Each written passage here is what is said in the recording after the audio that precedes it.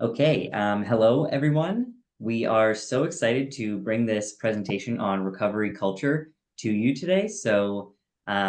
We have some wonderful speakers with us. We have Lisa Vasquez and we have Anina Hansen. And so I'm going to turn things over to Liz Hodgkins to give us a brief introduction to everyone. Hi, I'm Liz Hodgkins. Thank you so much for joining us today. We want to welcome and thank you for joining this NAMI New Hampshire webinar on recovery culture. Before we begin, I want to let you know that we'll be sharing some resources in the chat. If any of the subject matter should bring up some strong emotions, we really encourage you to reach out for support.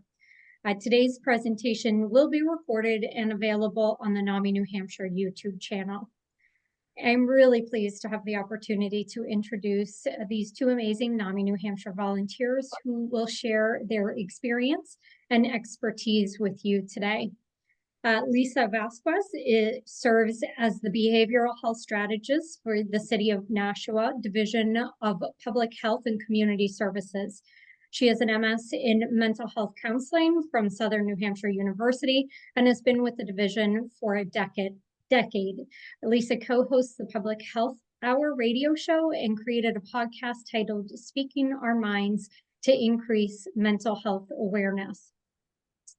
Anina Hansen was born and raised in New Hampshire, and she lived the starving artist life in the United States before running away to Kenya. During the next decade, she bluffed her way into corporate sales job before finally finding her niche work with female entrepreneurs. Now happily settled back into her New Hampshire hometown, Anina is a writer and women's performance coach who also manages the trauma responsive Monadnock program. We want to thank you both for being here today and sharing with us our NAMI New Hampshire community, and I will let you take it away. Thank you for that introduction. And we're going to go over recovery culture.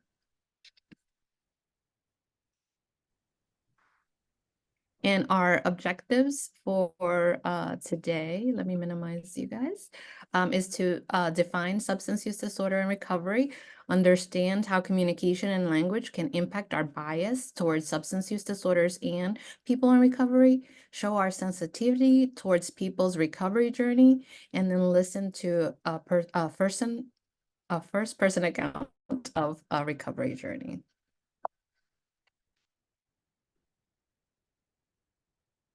So just a couple of disclosures. I am an ally, not a person in recovery. Anina? And I'm Anina, and I am a person in recovery from alcoholism. And as it was said at the beginning, the subject that we're going to approach can bring up some strong feelings. So please practice self-care. If you need to step away for a minute, do what you need to do to take care of yourself. It's really important. Then we're going to start with what is substance use disorder. So a general definition, substance use disorder is a medical illness caused by repeated misuse of a substance or various substances.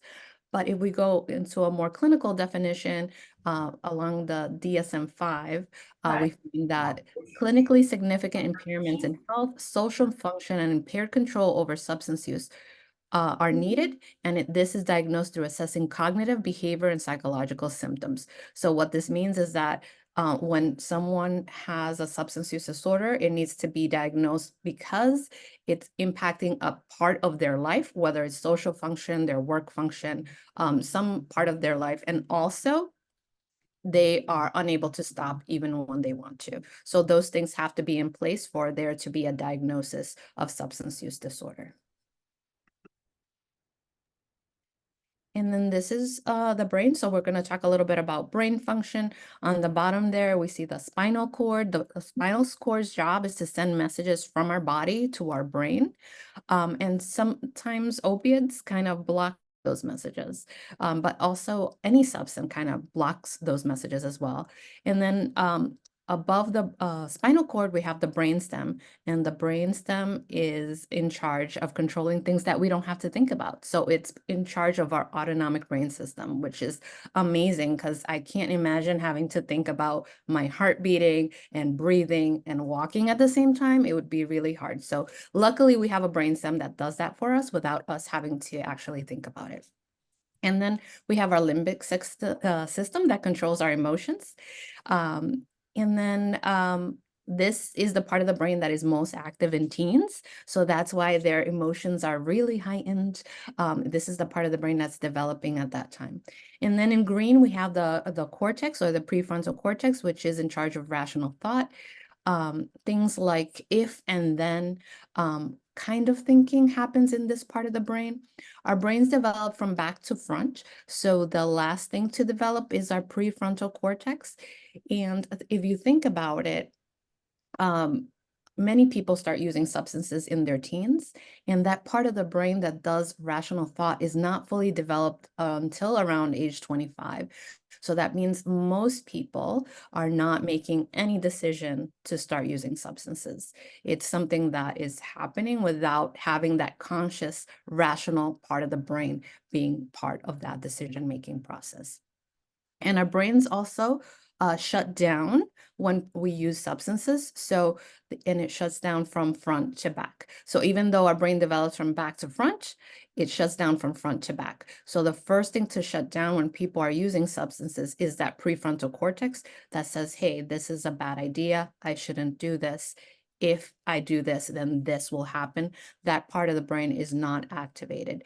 And this is really important when talking to people who have a substance use disorder while they're actively using, because many people say things like, you should stop because this bad thing is going to happen. But we need to remember that the part of the brain that has that type of thinking is not activated while people are actively using. So it's not a good use of our words or our communication is not going to have its full effect because the part of the brain that is in charge of that kind of thought is not being activated.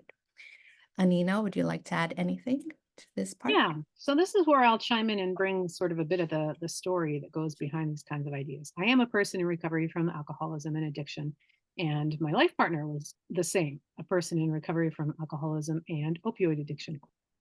So he died of an overdose almost 3 years ago.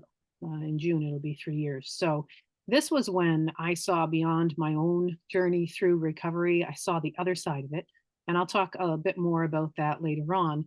But what really stands out to me in hindsight is he was a well-known recovery advocate. He was very vocal. He was very visible. He was in state politics. He spoke on a national stage. Like, he was really out there telling everybody about addiction and about recovery. And he ran sober houses, and he's talking to his guys about how dangerous everything is, and don't go back to this because, everybody knows about fentanyl and how incredibly toxic and deadly it is. And so he was the one telling the people all the things. And then he himself experienced a mental health crisis and a recurrence of his symptoms. And he used again, and he died of a relapse. And so of an overdose. And so the point, just to drive home with that, is this idea that it's not a cognitive process. It's not about knowing, oh, if this person just understood blah, blah, blah, then I'm sure they would stop. We can understand it all day long. But like Lisa was saying, it's not a rational process. And even when you're not actively using, when that craving has been kicked in by the addiction, that cognitive function is gone. And even if it is there, it's overridden by that craving. And so that's something, as a part of recovery culture, is just that idea of it's not enough to be like, oh, this person knows better. Why are they still doing this? They can know all about it and still use and still die because it's not in the rational part of the brain that decision is being made. And that's really how that plays out. That's all. Thank you. So kind of where Anina was going also with that is that with repeated use, the brain adapts to the presence of the drug. So one of the things that happens is that dopamine is released in our brain when people use substances, but it's also released when we do any life-affirming thing. So when I eat, dopamine gets released, and that's why we eat again, because we need that to survive. And it's also why, dopamine is released when people have sex, because to procreate and to keep, the humanity going, we need to do that. So dopamine is released for those life-affirming things. One of the things that drugs do is that they release 2 to 10 times more than any natural occurring thing, the amount of dopamine. And one thing that research has shown lately is that dopamine is in charge of developing a hierarchy of needs in our brains. So for example, if I have, food in front of me or a book in front of me, more dopamine would be released for food than for reading, because food is something that I would need to survive. So it creates that hierarchy of, this is what you need for life. But what drugs do is that they hijack that same system to prioritize the drug above anything else, just because of the amount of dopamine that is released when people use substances. So natural reinforcers become less reinforcing, because those things that would release dopamine at a lower level now are like overshadowed by the amount of dopamine that substances release. And then additional quantities of the substance are needed to get the desired effect, because that baseline of dopamine is now lower, because our brains are always looking for homeostasis, and it's gonna say, hey, there's too much dopamine in here, I need to lower my natural amount of dopamine. And that's where the drug again releases so much that the body stops producing.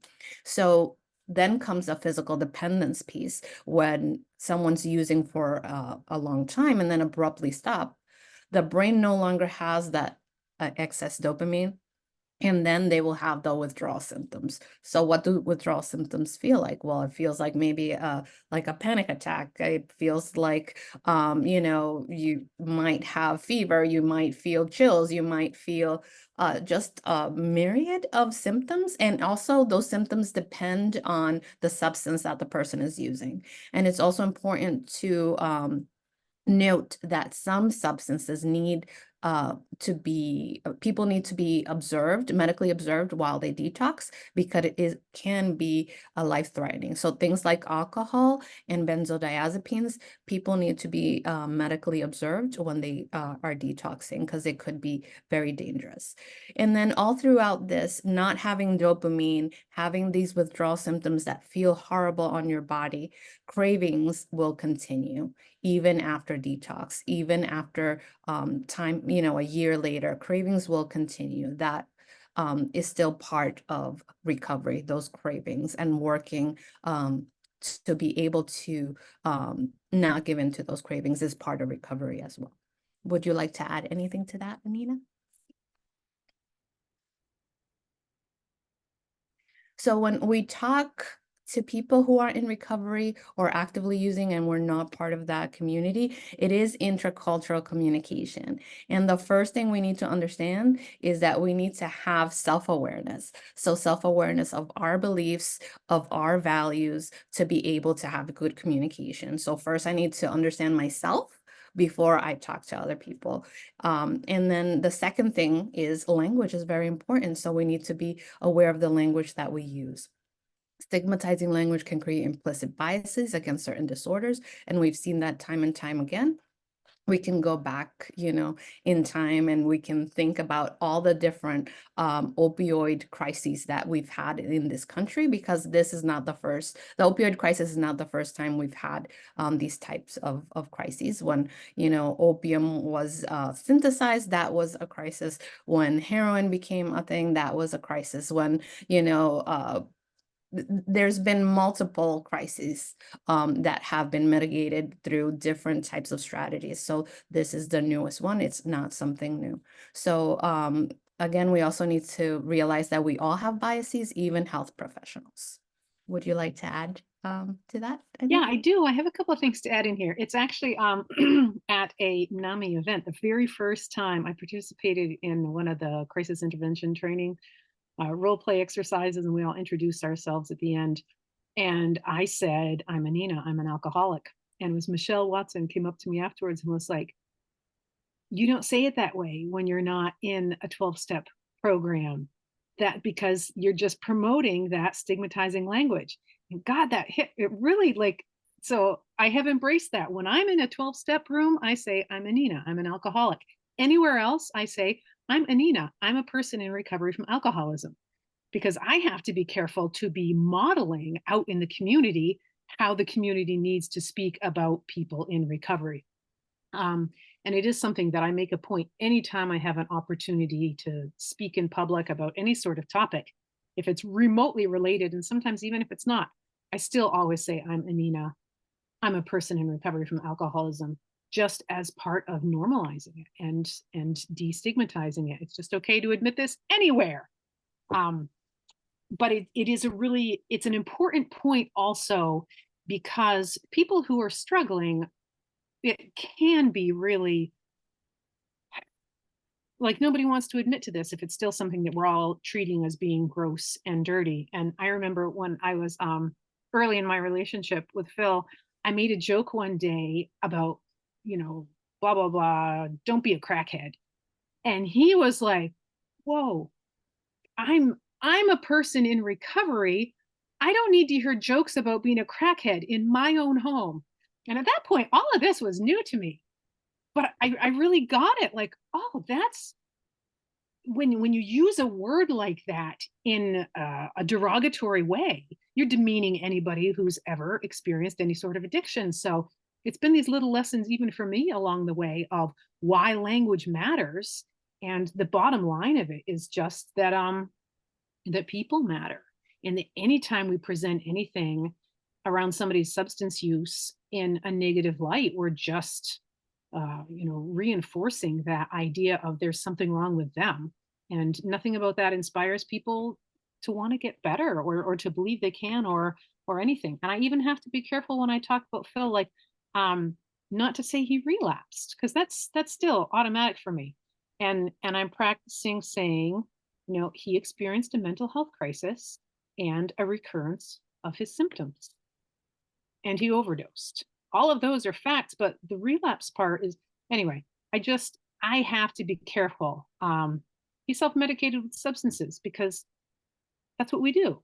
And this time it was fatal and he died. But being gentle and non-critical with that terminology is important, even if they're not living. It's just that habit in general I feel really passionately about, that we have to speak differently about this if we want people to view it differently. Thank you.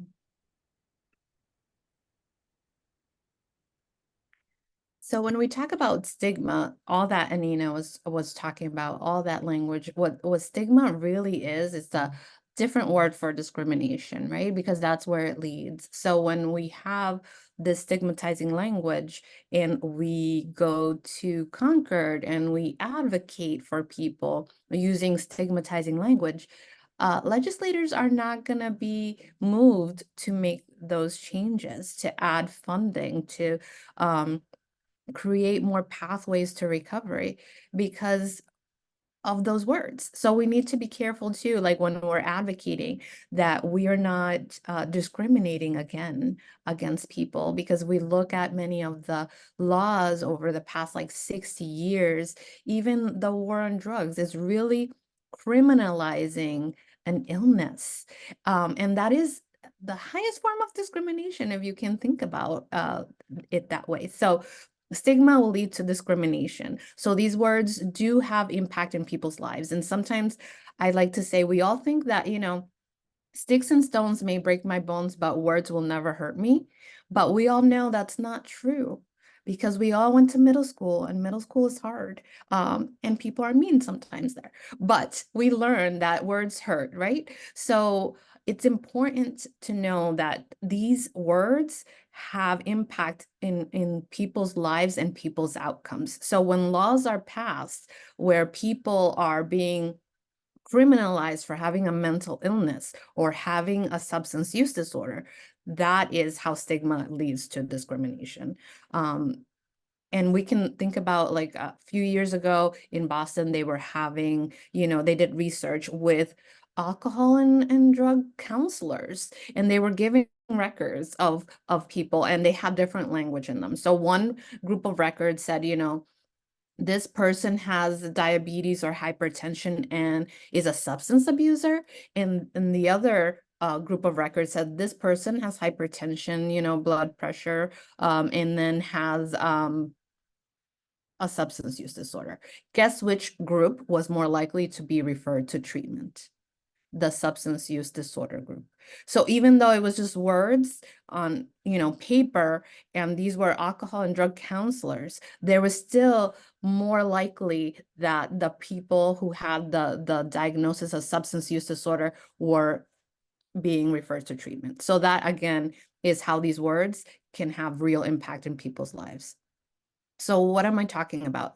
So instead of the words addict, junkie, alcoholic, we're going to retire those words. And I know they can come up, and I know they've been around for a long time.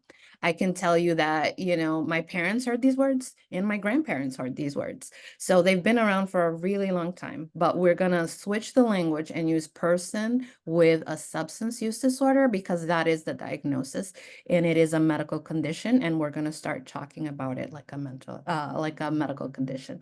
Addiction is no longer the diagnosis, so it's substance use disorder. We can use that. We can say use addiction like a person with an addiction. That would be okay, but the diagnosis itself has changed from the DSM-4 of addiction to the DSM-5 is now substance use disorder. So we should keep up with the language. We shouldn't use the word clean, because when we hear that, we always think about the opposite, which is dirty. And no one is dirty because they're actively using. So instead of clean, we're going to use abstinent. Instead of dirty, we're going to say actively using. We're not going to say former addict, because when you say that, no one hears the word former. People just hear the word addict. So instead, person in recovery. We're not going to use relapse like Anina was talking about. We're going to retire that word and use resurgence or reoccurrence, because that's what we would use for any medical condition. And we're not going to use drug abuse. That's not the diagnosis. It's so we're just going to say drug use, because that's what people are doing. They're using it or they're misusing it. And we're going to use person first language for everything. We're not going to call people crazy, because that word is overused. We're going to say someone's experiencing a mental health crisis. We're not going to say suicidal, because it makes it sound like they're going to be suicidal forever, and they're not. They're having thoughts of self-harm or suicide at this moment in time. And we also want people to have hope, because if you say you're having thoughts of self-harm or suicide right now, hopefully you'll know that it's not going to be forever. And most people that get treatment for having thoughts of self-harm or suicide, again, that get treatment, do not end up dying by suicide. So it's about making sure people have hope, or holding hope for other people until they can hold it for themselves. So using the language to say that, to convey that message. Just like if someone has diabetes, we're going to say a person diagnosed with diabetes. They're not diabetic. Diabetes does not define them as a person. The same thing happens with these words here. Anina, would you like to add? Oh, perfect. So recovery, and this is a definition by Samson. It's my favorite definition. Recovery is a process of change through which individuals improve their health and their wellness, live a self-directed life, and strive to reach their full potential.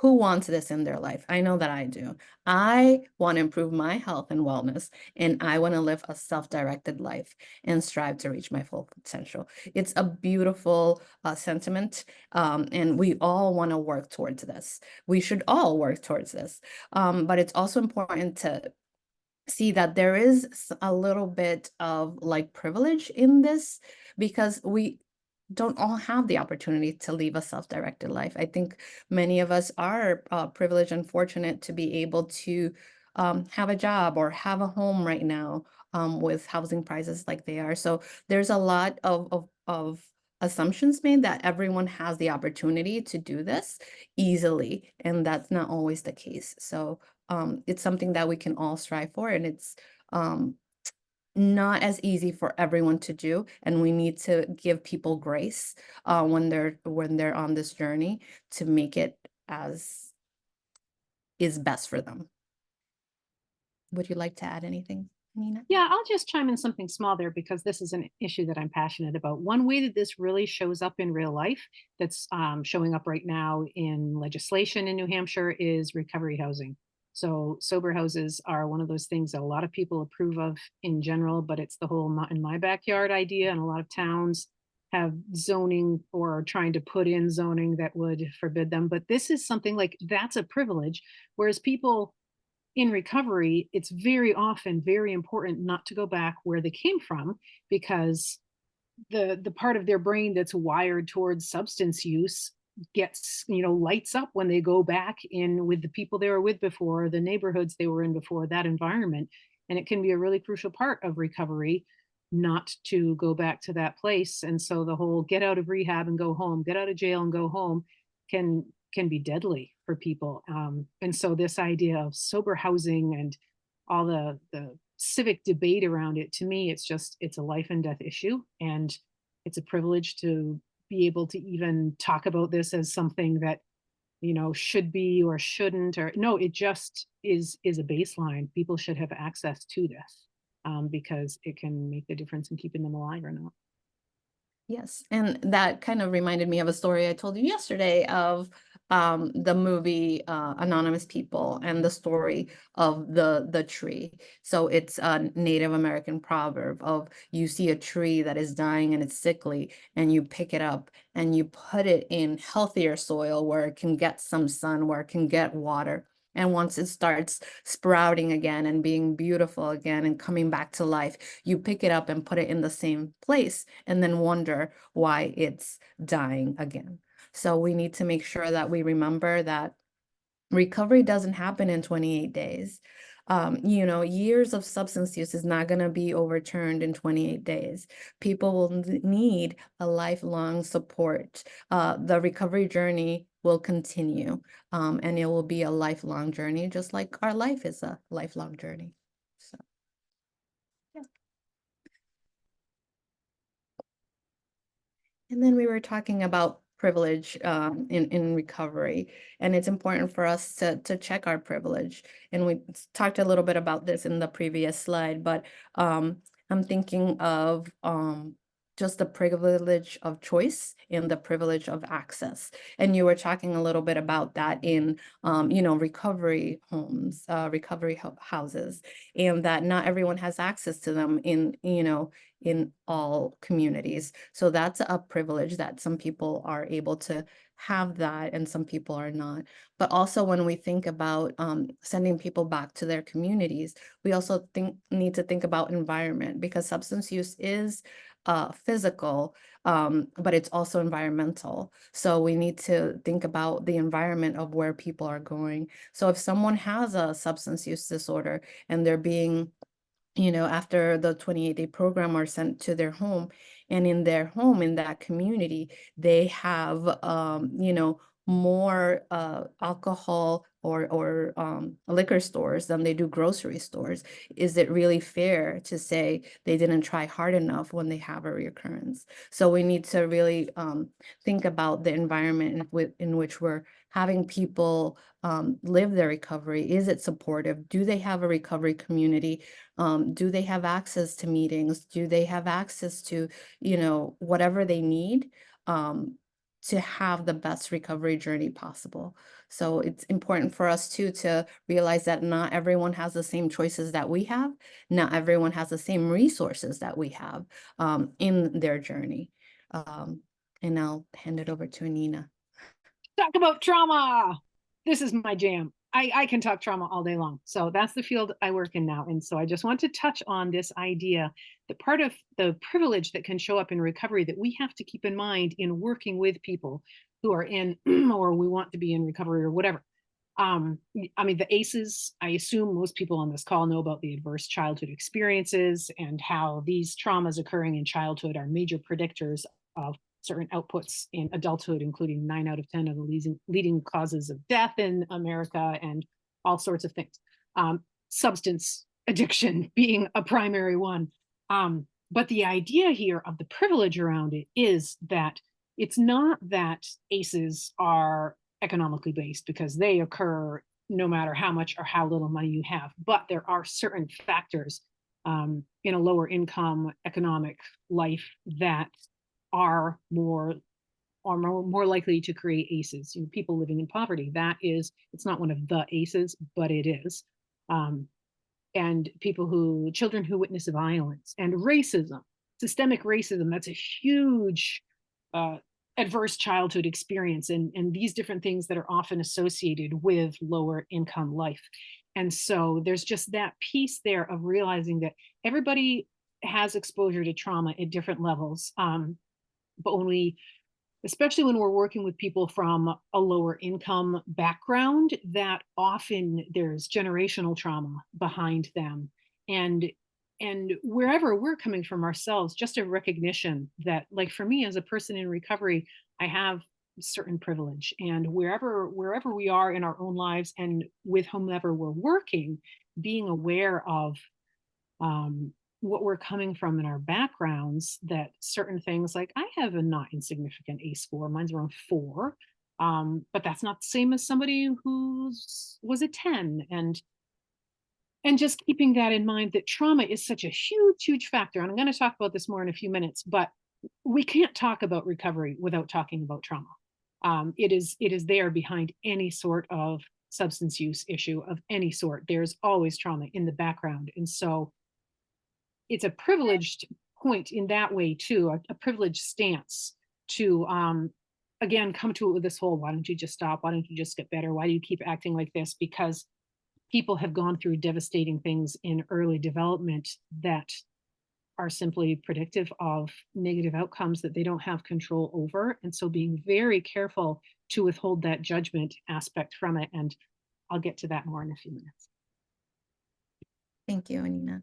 And then we're come to the platinum rule, which is my favorite rule that I recently learned in the past year or so. But the platinum rule is treat others like they will want to be treated. So we know that the golden rule is treat others like you would want to be treated.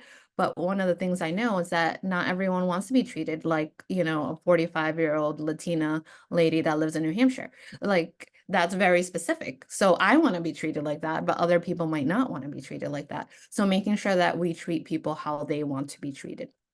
And one of the ways we can do that is ask people what they need. Wouldn't it be wonderful if people would walk into a recovery center and were welcomed with, "Hi, how can we help you in your recovery today? Like, what do you need in your recovery today? What would help you in your recovery journey today?" As opposed to being prescriptive and saying, "This is what you need to do. These are the steps that you need to follow, or we're not going to support you." Like, that's what we need to do. We need to make sure that people are getting the things that they need for their successful journey, and not put our judgment on how they should have their recovery journey go or how their recovery journey should look like. And I think that's also comes from a place of privilege, because sometimes us, the providers, are like, we know better. And the truth is we don't know better than the person about their life. No one knows Lisa better than Lisa. No one knows Anina better than Anina, right? So it's important for people to be able to get to that self-directed life with support, but not pushed into a directed life without that self part in it. So that's where the platinum rule comes in, making sure that we take ourselves out of the equation when we're helping others, and make sure that they're guiding their recovery, not us pushing them towards where we think they should go. Would you like to add anything, Anina?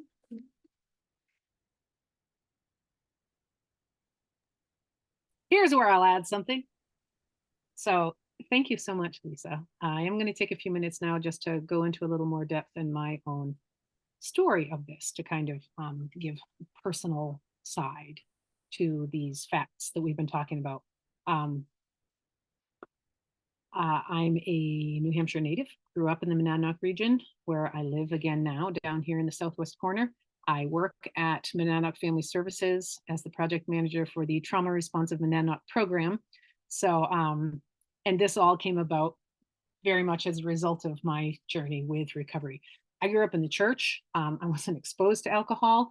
There's a lot of other ways to be an alcoholic without alcohol, because basically you're just an addict. You're just looking for something out there to handle, what you feel. I was doing that to handle what I felt in here. I left the church when I was 25. I got married, I got divorced. I ran away to Kenya like everybody does, right?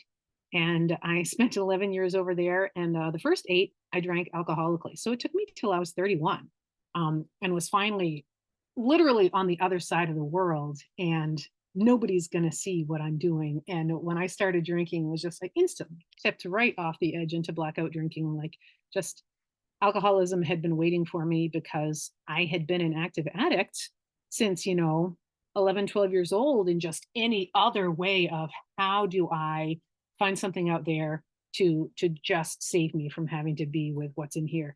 Well, substances are a fantastic way to do that. And there's a reason we go to substance addiction. It is so effective as far as making it all go away. So yeah, that got real destructive, and I did eventually get sober and came back to the US 5 years ago, met Phil, and we were both 3 years sober at that point. And he was just, such a recovery powerhouse, and that was fantastic. And I loved supporting him in the work that he did. And then COVID happened, and eventually he overdosed and he died. And then I had to ask harder questions of myself as a person in recovery than I had before, because I had Phil on a pedestal for that recovery powerhouse that he was. And then he died, and it made me look at this more. Why does somebody who knows all the stuff die of an overdose? And what do I need to be looking at and working on in my own recovery to keep myself safe? So that's been a journey for these last 3 years. When I went back to work, it was at a recovery community organization down here. I was at Reality Check in Jaffrey, and working with a recovery friendly workplace program, which was awesome. I got to go into workplaces all over the region and talk about things like drugs and substances hijack your brain and you lose your power of choice, and stuff that I was processing on this really personal level, because there was that part of me that was like, Phil, how'd you do this? It wouldn't be human not to wonder why somebody makes self-destructive choices like that, to the point that they actually die. Like, of course I wondered. Of course I was mad, but I wanted to go beyond just that. And it helped me a lot to get to go out and talk to other people about it and hear myself saying, this is why. This is why we do this. This is what happens in our brains, and to understand what was going on and all the things that we just that Phil hadn't gotten support for, basically. And then that brings us to trauma.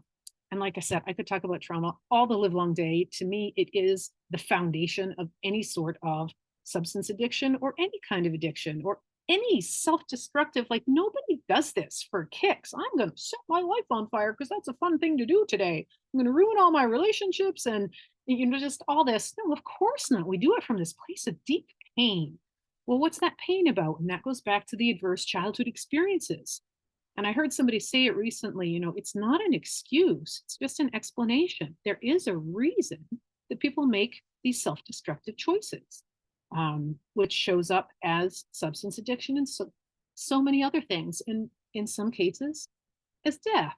So that has really, over time, I have excavated this and dug into this idea of trauma and how it shows up in our lives, and how everybody on some sort of a scale had things that hurt when they were kids and they didn't understand, and we made it mean things. And basically, some of us reach for comfort in socially acceptable ways, and some of us in socially unacceptable ways. That's really the only difference. And I love going into a workplace and telling people, you're all alcoholics. You just might not all do it with alcohol. But it really is, there's so much truth. We all look for comfort outside ourselves to what hurts, and trauma hurts, and we all have those things. So anyway, all to say, as I prepared for today to talk about recovery culture, I just realize, the few things that really stand out to me as what this means, because if we all go around through the world and through our work being these representatives, ambassadors of our own little bubble of recovery culture that goes with us wherever we go, then it's just spreading this positive impact to everybody and everything. So I think it's incredibly important. So just a few basics of what comprises recovery culture for me at this point in my processing and development. Bottom line, it's about safety and connection. As mammals, those are the fundamental needs that humans have. And because we are relational, that connection component means we create safety in relation to others. So to me, the foundation of recovery culture is making it safe for everybody, making it, create an opportunity for everybody to feel connected. So it's about belongingness, a place where everybody fits. And that's why stigma is so destructive, because it's you're bad, you go away, you don't belong here, we don't want you, you're different. And that impacts people's sense of safety and connection. And it's a huge part of why people use again or can't stop, because it doesn't feel safe without it, but then there's nobody around them helping them create the safety that they need in order to get past that. So safety and connection are really bottom line aspects for recovery culture and just being human in general. Forgiveness is a huge thing. I had to forgive Phil for making a self-destructive choice driven by forces beyond his own control, let alone beyond mine.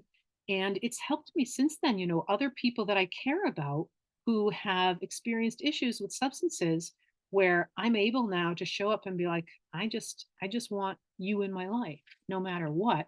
It's not predicated on whether your behaviors with substances tick all the boxes or whatever. So I think that forgiveness piece and that grace is a really important part of recovery culture, because as long as that judgment piece is there, people aren't safe and they aren't connected.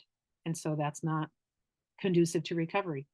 I'm a huge geek for self-regulation and the nervous system, and how I can bring myself back to that place of felt safety in my own body, from which I feel safe out in the world and have any chance of creating safety for anybody else out in the world. It's all about me being able to keep my own center here. And I do all the little, the breathing exercises and I hold myself like a baby, and just all these different things that are really basic somatic exercises that are scientifically proven to be effective. But I put work into keeping myself regulated, because if I feel safe in my body, I don't need to reach out there for something to make what's going on in here go away. What's going on in here is okay when I'm regulated, even if it's not totally comfortable.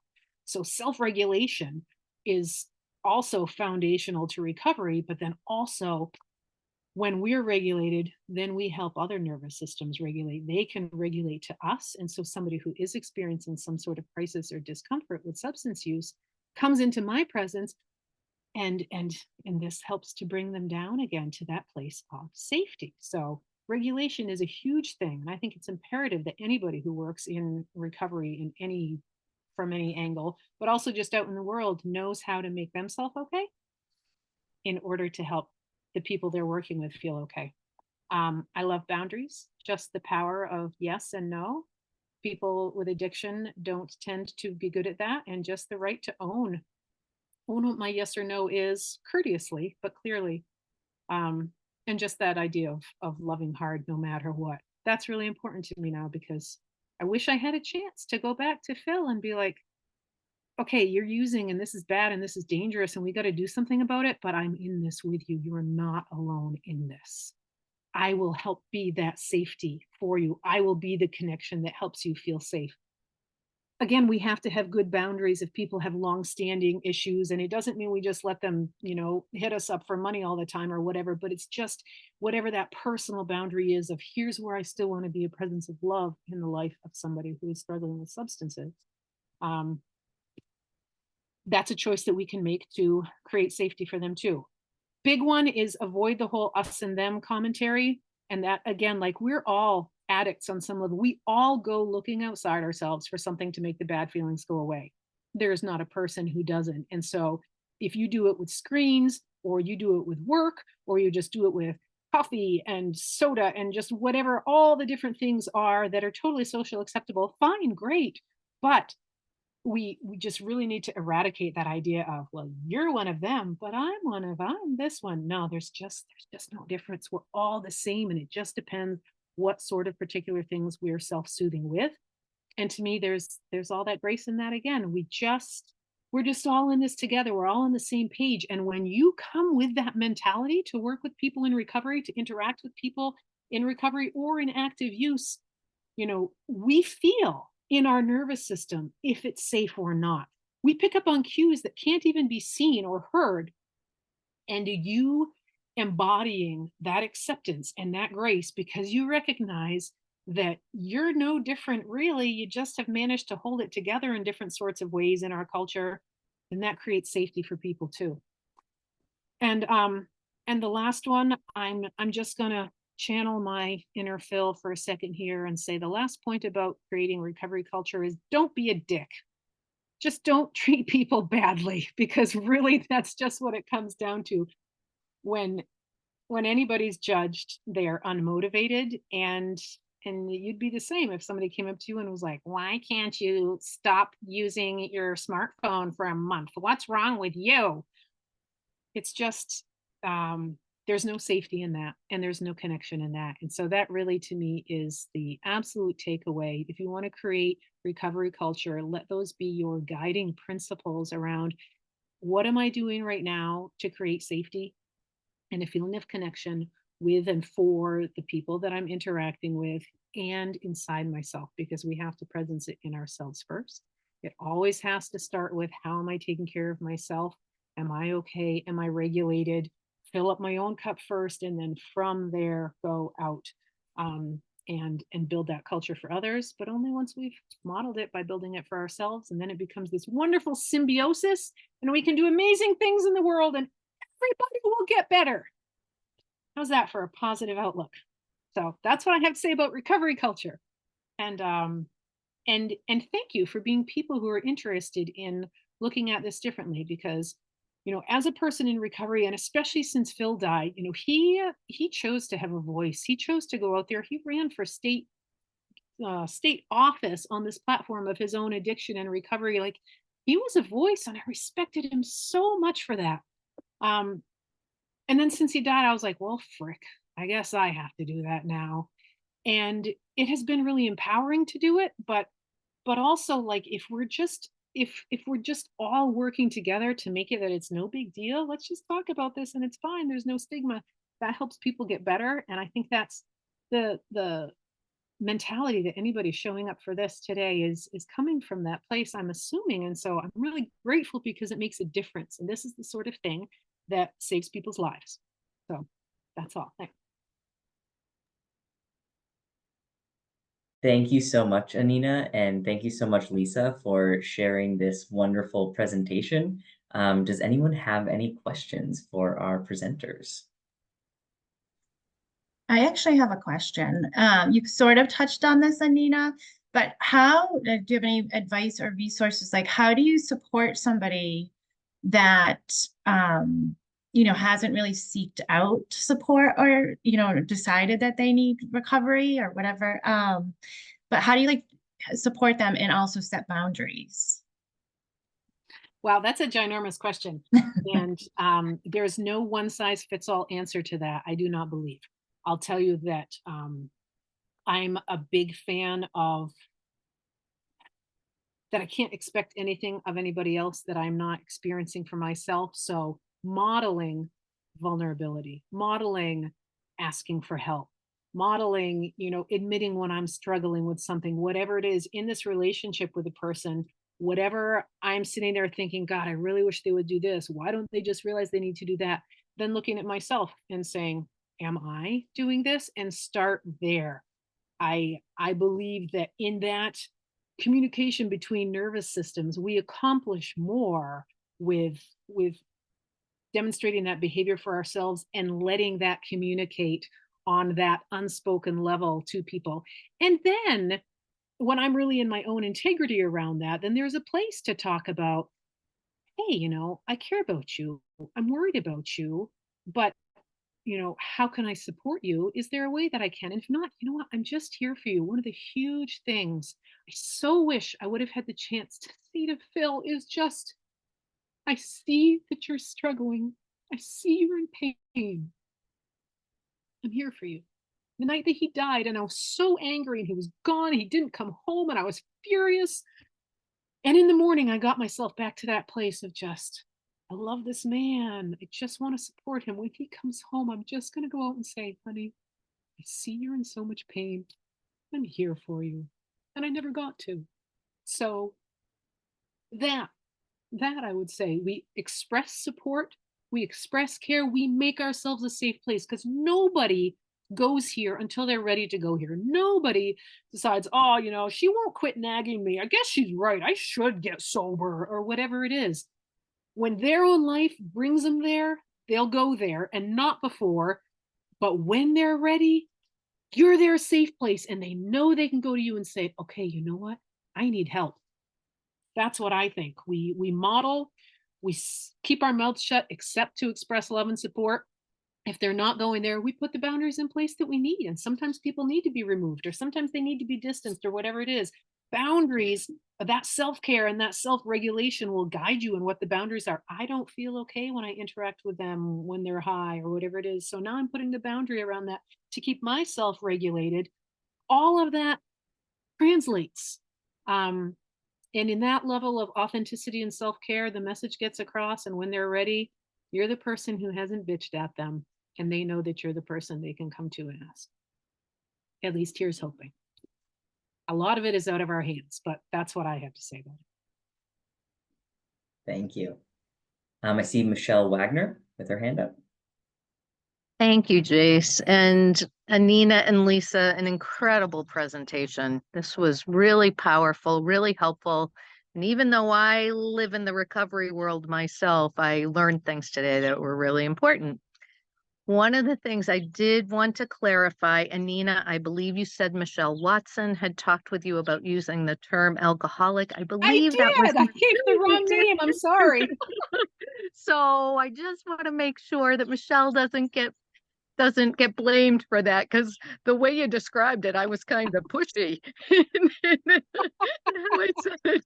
So I do want to say, and maybe I've learned in the last few years, about offering language to people rather than saying you should do it this way, of saying I have some language I'd love to offer to you. The other thing is, one of our volunteers for Ending the Silence, there's a slide and it says call people out when they're using stigmatizing language. And John says, I'd like to call people in. So let's call people in that there's language that we're using that's more helpful. So I just wanted to add that. Thank you, Michelle. Do we have any other questions? Feel free to unmute and just ask, or pop it in the chat. Or raise your hand if you really want me to call on you.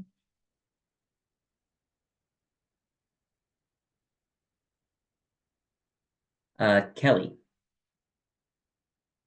Hi there. Sorry about the no video. It's either no access to internet or video. So I took a choice. No worries. No worries.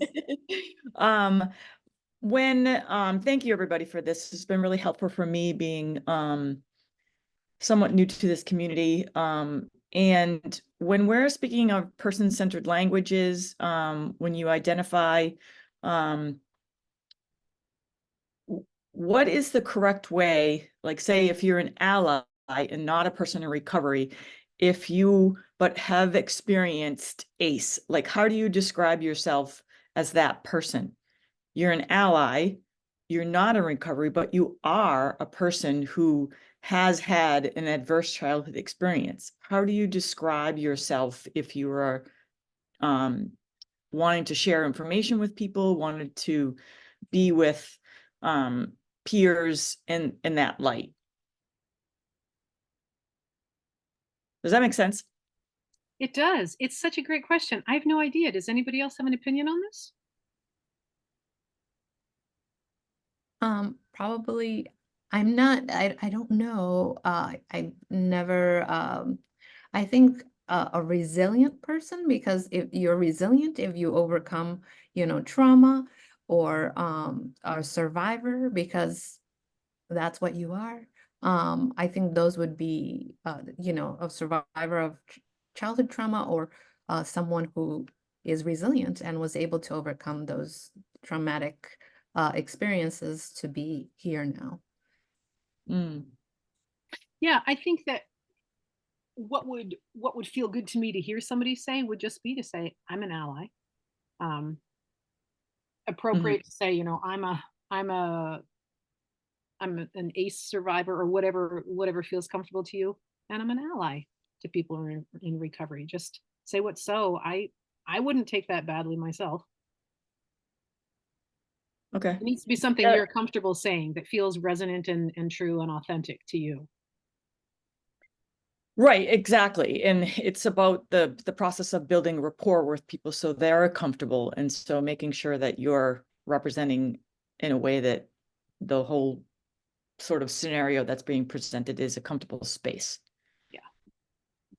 Yeah, I could say, worldview, using worldview to build mutuality, and just that worldview that you have, that lens you can look through as being from what I understand, a trauma survivor, or, an adverse childhood event survivor. That's going to create some mutuality with that individual and build that connection and that trust because you have experience with that from that angle. Right, that's good. Thank you. That makes a lot of sense for sure.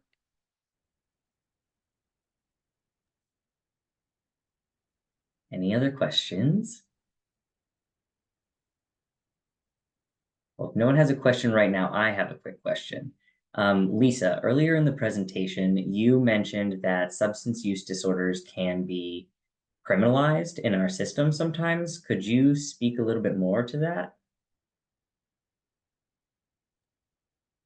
I think I said both mental health conditions and substance use disorders have been criminalized, and we can look at it through the lens of the war on drugs, where people who have a diagnosable condition of substance use disorder are in jail. And also people who have a mental health condition that maybe should be in treatment are many times in jail. So we look at people in jail, like the overall population, we see that most of them either have a mental health condition or a substance use disorder, which if it was treated, probably they wouldn't be in jail. So lack of access to treatment, lack of funding to both the substance use treatment area and mental health, our mental health community centers underfunded.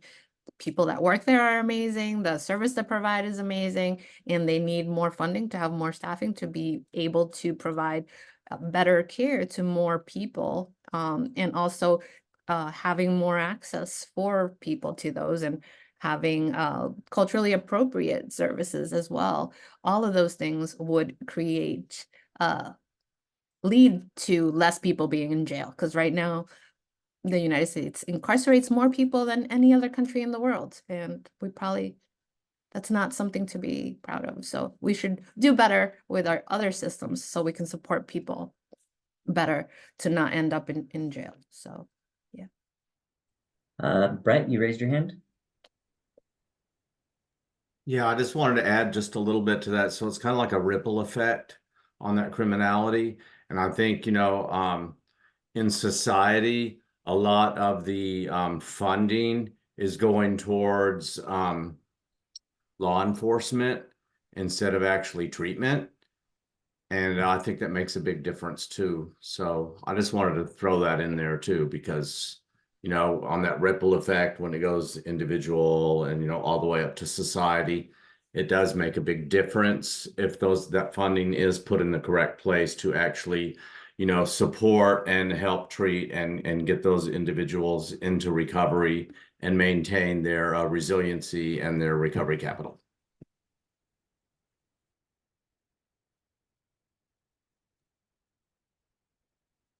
Thank you, Brett.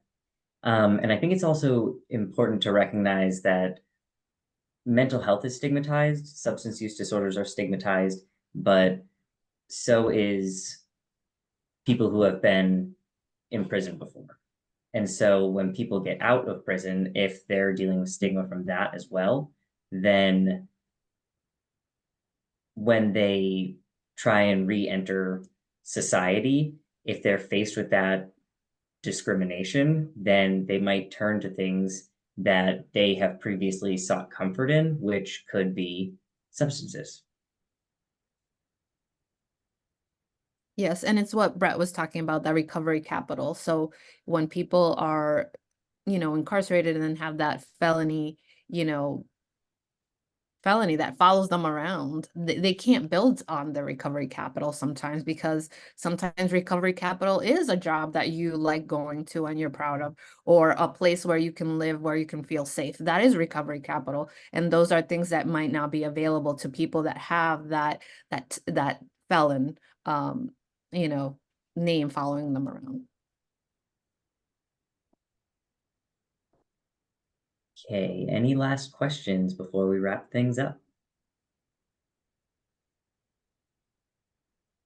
Okay, I'm not seeing any hands, so thank you so much, Lisa and Anina, for presenting for us today. I know that I learned a lot, and I'm a person in recovery as well, so that's really saying something.